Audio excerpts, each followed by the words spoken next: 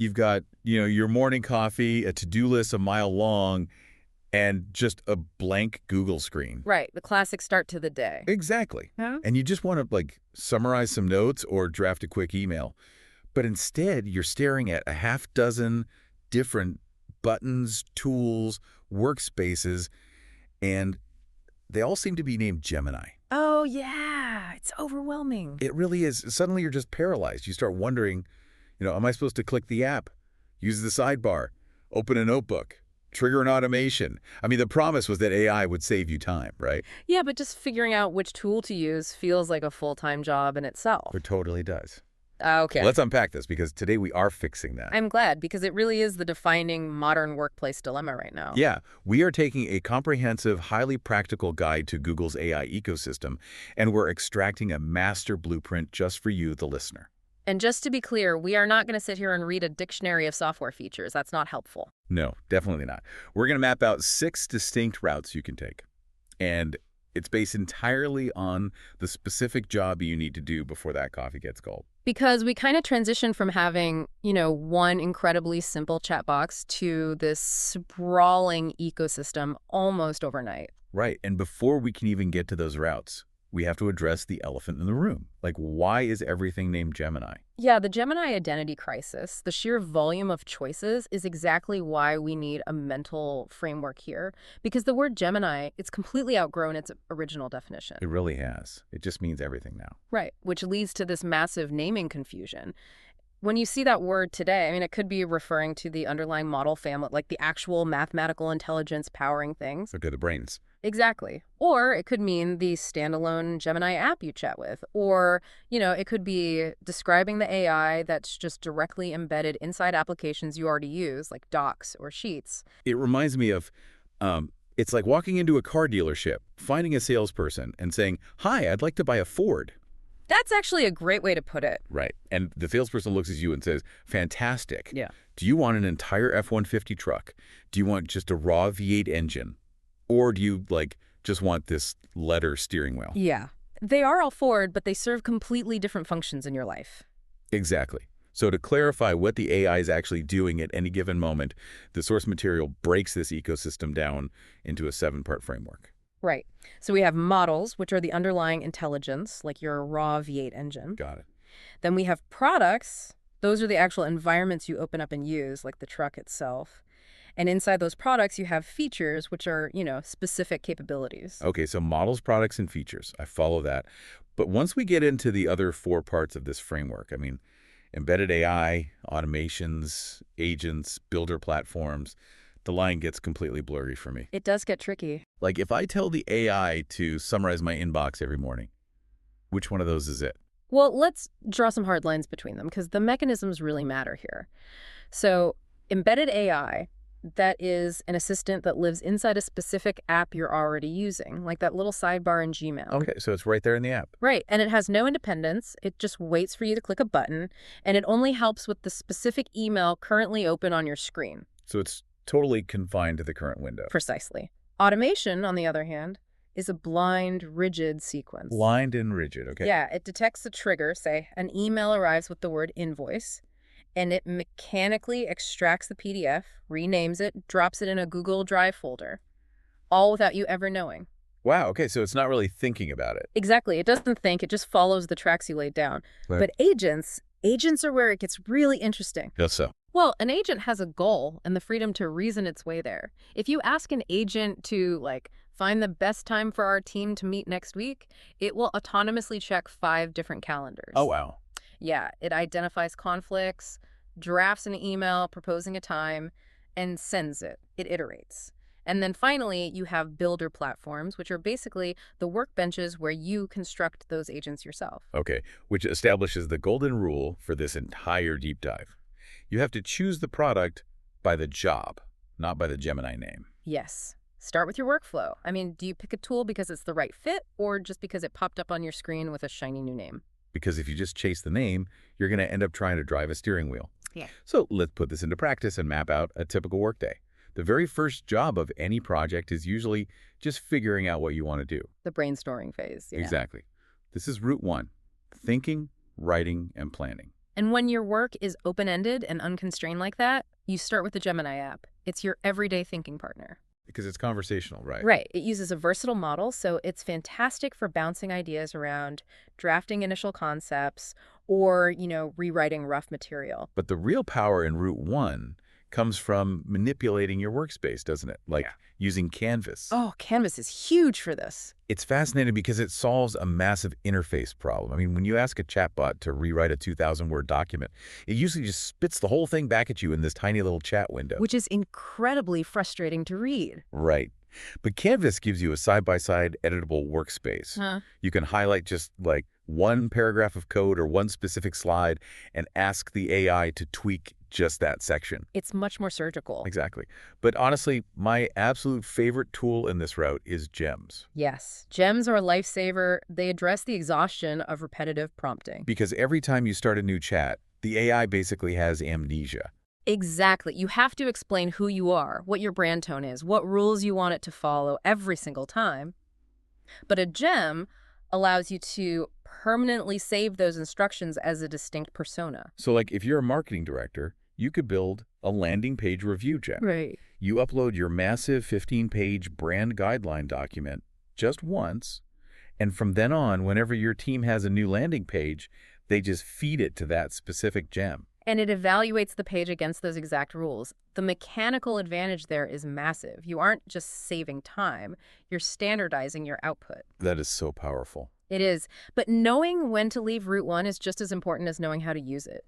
The Gemini app is great while things are open-ended. Okay. But the moment you need factual bedrock, when your sources matter more than your brainstorming, you have to move on. Which transitions us right into Route 2, research and learn. And this is notoriously tricky because Google offers 4 distinct tools that all sound vaguely like searching. Yeah, people get tangled up here constantly. I mean, we have standard search, AI mode, deep research, and Gemini Notebook. They literally all look like text boxes. How do they actually differ under the hood? Well, it comes down to the weight of the underlying model and the scope of the data it's allowed to access. Let's just step through them based on the job. Okay, let's do it. If you need a direct, undisputed fact like, say, finding Google's official pricing for a specific enterprise plan, you use normal Google search. It's lightweight, it's fast, and it points you to a specific page. Right. Keep it simple. You don't need a massive neural network to find a pricing tier. Exactly. But what if I want to explore that pricing? What if I want to compare it to Microsoft's pricing and ask follow-up questions about the nuances of their privacy policies? Then you activate AI mode. This uses a conversational model layered on top of search results. It allows for contextual follow-up, so you're exploring a topic dynamically rather than just clicking static links. But when you need to do heavy lifting, that's when you move to deep research. Wait, how heavy are we talking? It's very heavy. Deep research utilizes a much more advanced reasoning model. It doesn't just return an answer in 3 seconds. So it's taking its time. Yeah, it spends time autonomously scouring dozens of websites across the open web, compiling the structured, comprehensive investigation. Wow. If you need a 20-page competitor analysis detailing market trends over the last 5 years, deep research is the tool. It basically trades speed for depth. That makes sense. And then there's the fourth one, Gemini Notebook, which to me is just the most distinct tool of the bunch. It really is. It's for analyzing a trusted, tightly controlled collection of sources.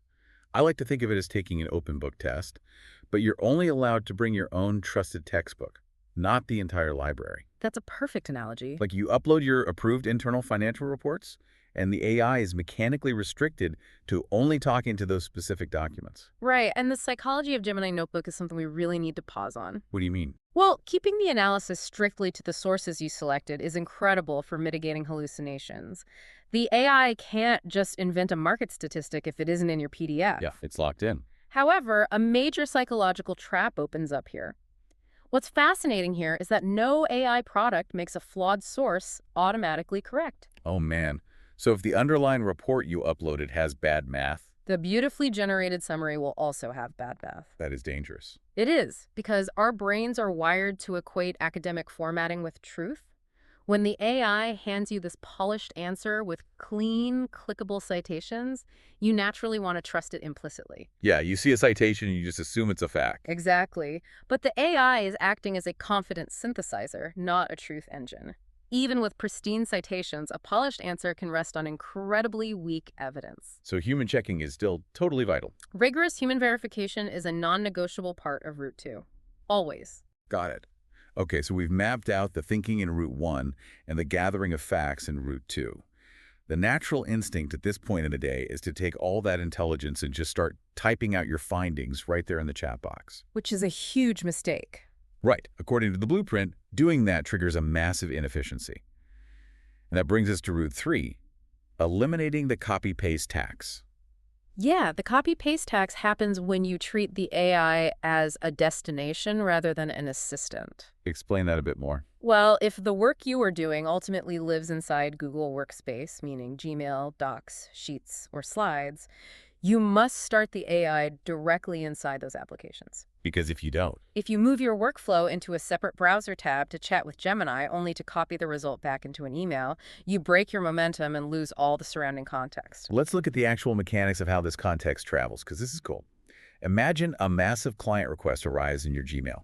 Instead of copying that long email, pasting it into a separate AI tab, asking for a summary, and then pasting that summary into a Google Doc, you simply use the embedded AI sidebar right there in Gmail to summarize the thread. Exactly. Then you open a new Google Doc to draft the formal proposal.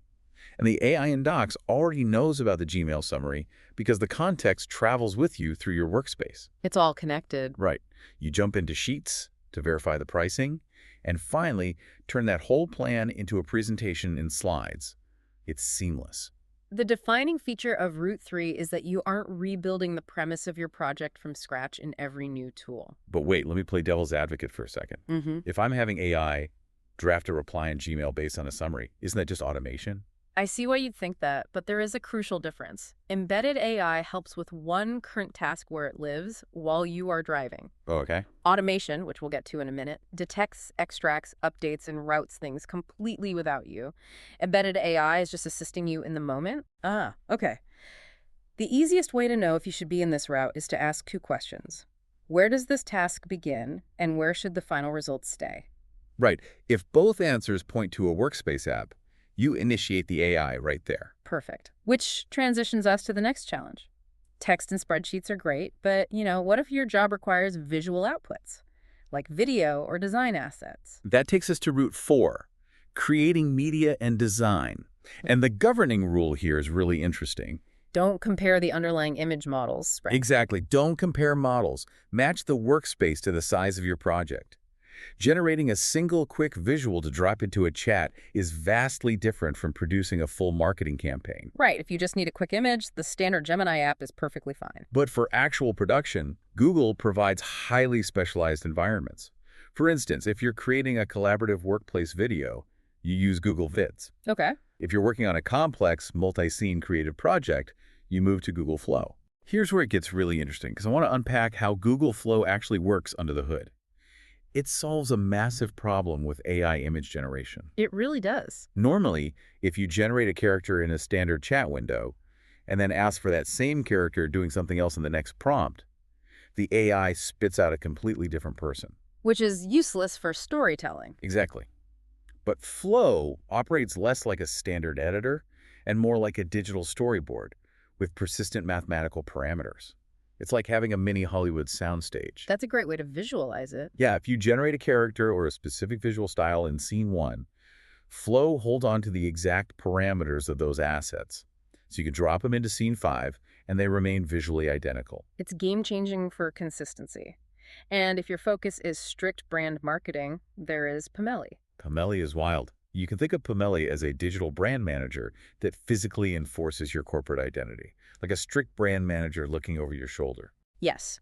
It ingests your specific hex codes, your typography, logo placements, and mathematically prevents the AI from generating marketing content that violates those rules. Which keeps everything perfectly on brand. And then for the technical side, there is Stitch, which is specifically engineered for creating user interfaces and app concepts. Though we should probably add a quick caveat for anyone listening. Oh, right. Availability varies wildly depending on your account tier, your region, and Google's rollout schedule. So if you don't see Pomelli or Flow in your account today, don't panic. Yeah, the underlying principle is what matters. Choose the environment built for the scale of your visual project. Exactly. So we've covered manual thinking, rigorous research, text execution, and visual media. Now we arrive at the holy grail of productivity. Getting the AI to handle the tedious stuff without you. Yes, getting it to do the repetitive systems without you having to click anything at all. This takes us to route 5. Yeah. Automate. The mechanism of automation is entirely different from everything we've discussed so far. You use route 5 when a task runs on a specific schedule, or an external event, or a trigger. Like what? Well, for simple recurring requests that happen inside Gemini, you use scheduled actions. Think of asking the AI to pull a specific industry news summary every Monday at 8 a.m. Nice and simple. Right. But moving up in complexity, we have Gemini Spark. Unlike a standard chatbot that waits patiently for you to type a prompt, Spark acts more like a tripwire. Tripwire. Yeah, it sits quietly monitoring an inbox or a database.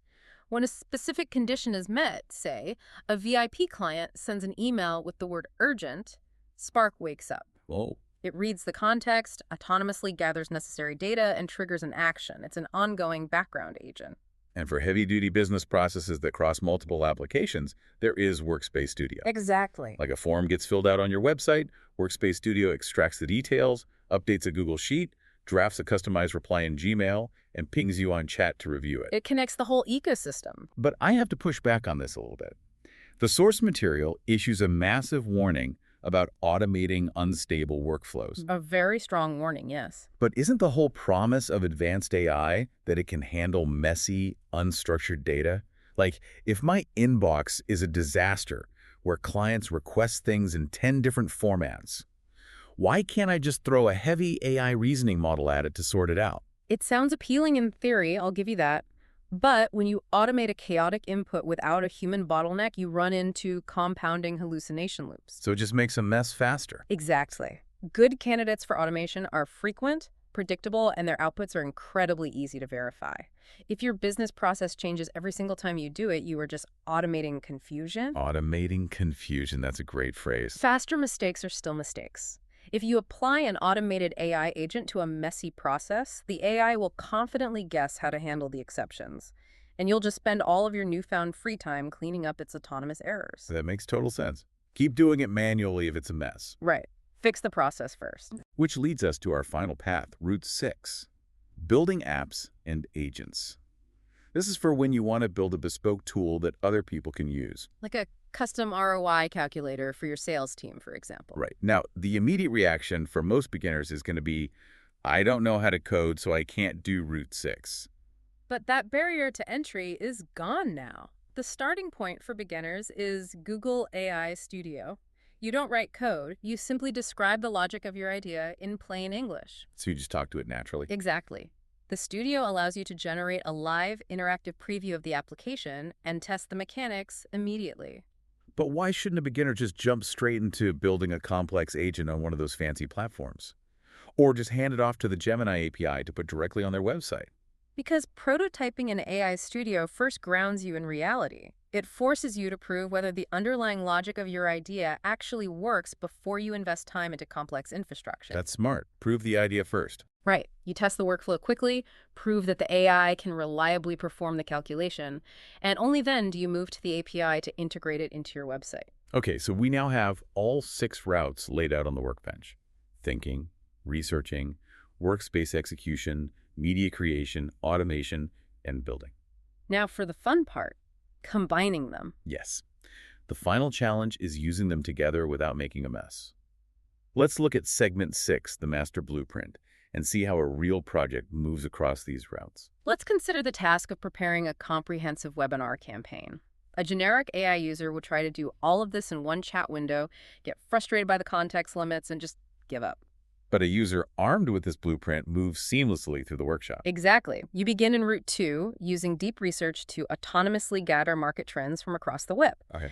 Then you take hundreds of pages of raw customer interview transcripts and upload them into Gemini Notebook, also route 2, to securely analyze pain points without polluting the data.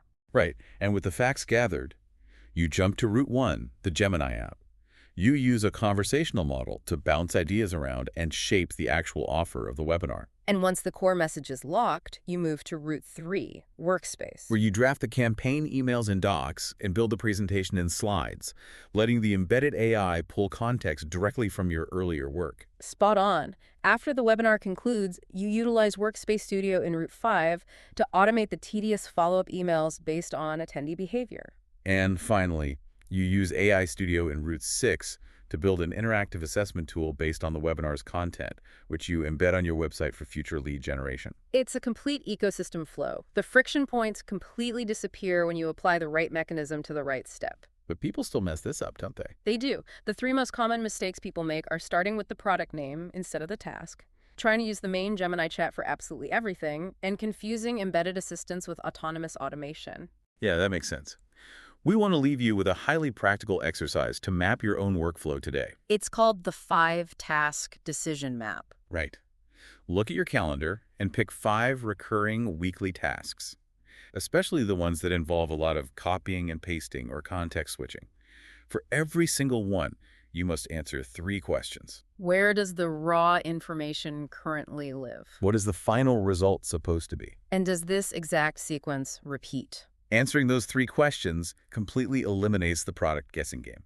If we connect this to the bigger picture, the simplest rule of all 6 routes is this. Use the smallest product that fully fits the task. I love that. If the info lives in your inbox and the result is a spreadsheet and it repeats weekly, you immediately know you belong in Route 5 setting up an automation, not in Route 1 typing prompts. Because you do not need a sledgehammer to hang a picture frame, right? Exactly. And you do not need an autonomous reasoning agent to draft a single email reply. So we've unpacked an incredibly complex ecosystem by completely flipping the script. The work always comes first, the AI product comes second. So what does this all mean? It leaves us with a really profound question about the future of professional work. The source material's warning about faster mistakes and the constant need for human verification points to a massive shift. A shift in our actual jobs. Yes, as these tools become increasingly specialized, moving from one generalized chatbot to 6 highly distinct mechanistic routes, the real human skill of the future isn't going to be doing the work. Then what is it? It is going to be diagnosing the work. Diagnosing it, not generating it, but truly understanding the anatomy of the problem. Exactly. Will the most valuable professional trait simply be acting as an AI general contractor? An AI general contractor, I like that. Yeah, you don't necessarily swing the hammer yourself anymore, but you have to know exactly the mechanics of the project to know which AI subcontractor to hire for which room of the house. You need to know when a job requires the heavy reasoning of deep research versus the lightweight embedded assistance of a workspace tool. And, crucially, you have to rigorously inspect their work to make sure the foundation doesn't crack. An AI general contractor. That fundamentally changes how you look at your daily to-do list. Your challenge today is simple. Pick just one task that is wasting your time. Look at the 3 questions. Where does it live? What's the output? Does it repeat? And map it to the correct route in this blueprint. See if diagnosing the job, rather than just throwing it into a generic chat window, saves you time. Tomorrow morning, when you sit down with your coffee and open Google, you won't feel paralyzed by a blank screen. You know exactly what job needs to be done, and you know exactly which tool to grab. Thanks for joining us on this deep dive. We'll see you next time.